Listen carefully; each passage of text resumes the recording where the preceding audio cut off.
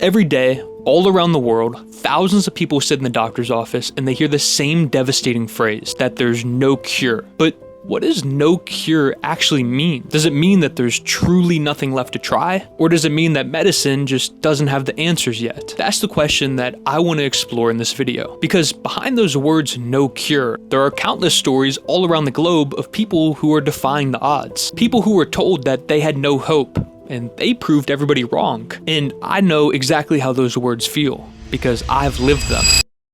When I was 15, my body started changing in ways that I couldn't explain. It started small, just foot drop in my right foot, and at first I thought it was just an injury, or maybe a streak of bad luck. But as the months went by, more symptoms slowly started popping up. I went through test after test, the whole gauntlet: muscle biopsies, EMGs, spinal taps. I even spent some time in the hospital, and I was left with more questions and fewer answers. Every specialist that I saw gave me the same look, and eventually they all said the same version of basically the same thing: there's really nothing we can do. Now, some of the specialists even went further and basically suggested that there was no hope at all, that I'd never drive a car, that eventually I'd never live independently. And just picture being a dumb teenager hearing that. And the weight of it starts to become heavier than the symptoms themselves. But here's what I learned in the decades since. They're not telling you the whole truth. They're telling you what medicine knows right now, and that's not the whole story, because outside the hospital walls, there's plenty of people out there who are proving them wrong every single day. And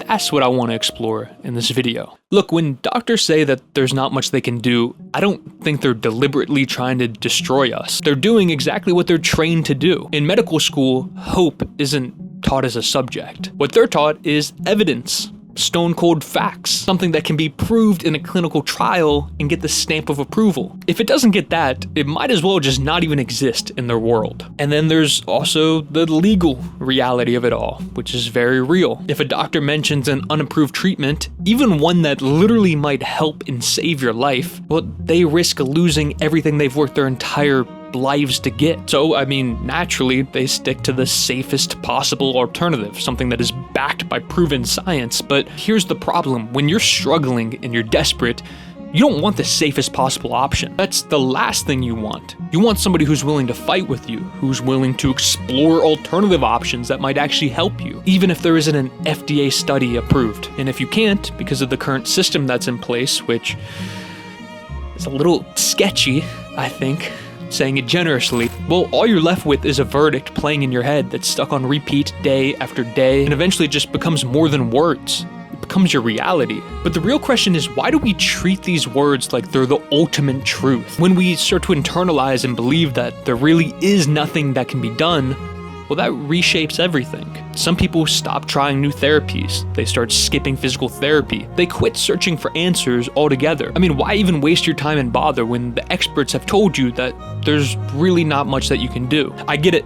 I have been there. I have felt like the victim, and I have accepted the words of a doctor as they have prophesized my inevitable future. But here's what really breaks my heart. Recent history is packed with tons of people who have recovered from these incurable conditions. People who were completely written off. And those people rewrote their own stories. They completely changed their destiny. And that possibility, however slim, should be enough to keep us searching and keep us fighting. The cost of losing hope isn't just emotional. It determines whether someone will ever get the chance to actually prove those doctors wrong or not. So let's take a look at some of the people who actually did pull this off. Nota Bus had advanced ALS, and within months, she'd lost almost all of her movement. She ended up on a ventilator and was basically waiting to die. But she wasn't ready to give up. In desperation, they tried something most people would say is woo-woo.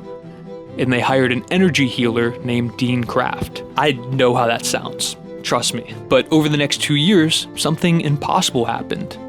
Nelda started regaining her function. First, her strength started to return, and then she could walk again. And the doctors verified it. Her original diagnosis was real. Today, she's living with full mobility. Was it spontaneous remission? Did the healer actually do something? Science can't tell us that. But what we can say is somebody who was supposed to die got her life back. Then there's John Pepper. Parkinson's disease, rapid progression, and the same verdict from doctors, that there's no cure.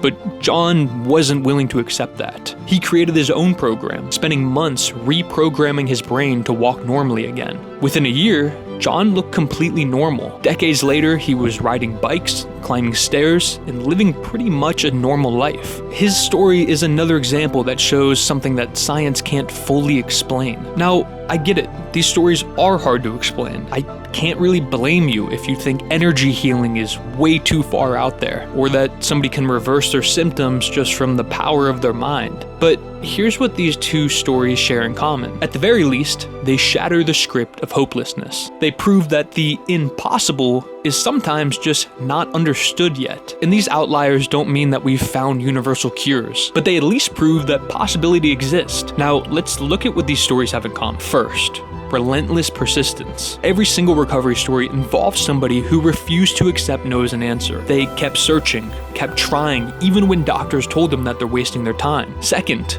openness to unconventional paths. None of these recoveries came from medical textbooks. They came from approaches that doctors couldn't explain, and often they would never recommend. Number 3, the power of your mindset. Not live, laugh, love nonsense. That's not what I'm talking about, but genuine belief that change is possible. That determination to stay open when everything around you is closing down. Now, these stories can't guarantee anything, but they do demolish the fact that no hope is always 100% accurate, because outliers force us to face one uncomfortable truth. Miracles, or whatever you choose to call them, actually do happen. Now, when I was a dumb, scared teenager, the doctors told me that there wasn't much hope. And for years, I really let those words dictate how I lived my future. But here's what a decade has taught me. No hope doesn't mean no chance. It just means science hasn't caught up yet. It means that the human body and existence as a whole is a whole lot stranger than a textbook can capture. I think science makes one terribly fatal error because it treats reality as fixed and almost fully understood. But think about it.